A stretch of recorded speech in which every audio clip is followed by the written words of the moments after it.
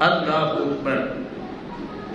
اب ایک بات سمجھ لیں کہ یہ لفظ میں نے بار بار استعمال کیا ہے، ذمہ دار۔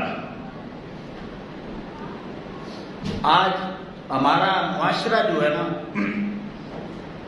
بزرگوں سے لے کر کے بچوں تک گالیاں مشہور کر رہے ہیں، گالیاں دیتے ہیں، اسکولوں میں، مدرسوں میں، ہر جگہ پہ گالیوں کا ایک جو ہے وہ سلسلہ چل رہا ہے۔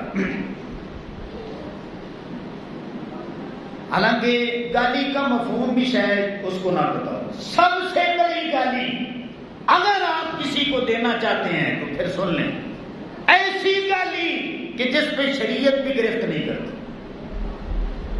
اس سے بڑی گالی بھی کوئی نہیں ہے، اور شریعت بھی اس پہ کوئی جو ہے وہ قدغن نہیں لگاتی۔ آپ نے کسی کو گالی دینی ہے تو پھر یہ لفظ آپ یاد کر لیں، آپ اسے کہہ دیں کہ تو غیر ذمہ دار بندہ ہے۔ اگر آپ نے کسی کی تعریف کرنی ہے تو پھر کہہ دیں کہ یہ ذمہ دار بندہ ہے۔ کسی شخص کی تعریف اور برائی ان دو لفظوں کے اندر چھپی ہوئی ہے کہ جب آپ نے ذمہ دار کہہ دیا تو گویا آپ نے تین باتیں اس کے متعلق کہہ دی۔ آپ کسی کو کہنا کہ یہ ذمہ دار بندہ ہے تو کیا مطلب؟ تین باتیں آپ نے اس کے متعلق کہہ دی۔ پہلی بات کہ یہ بندہ بڑا قابل ہے،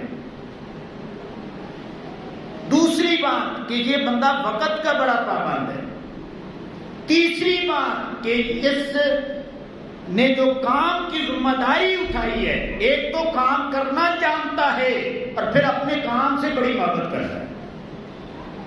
تو جب آپ نے کسی کو ذمہ دار کہہ دیا تو گویا تین باتیں آپ نے مان لی کہ یہ بندہ بڑا قابل ہے، یہ وقت کا پابند بھی ہے اور اسے اپنا کام کرنا بھی آتا ہے، اور پھر یہ اپنے کام سے محبت بھی کرتا ہے۔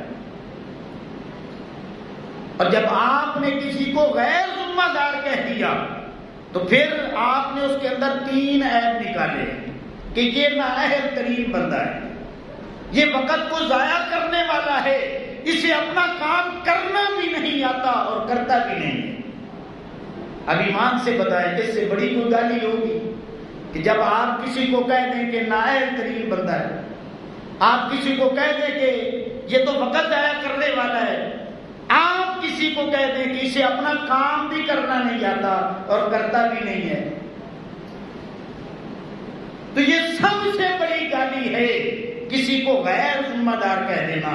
اور کسی کو آپ نے ذمہ دار کہہ دیا ہے تو یہ سب سے بڑی اس کی تعریف بھی ہو۔ اللہ اکبر۔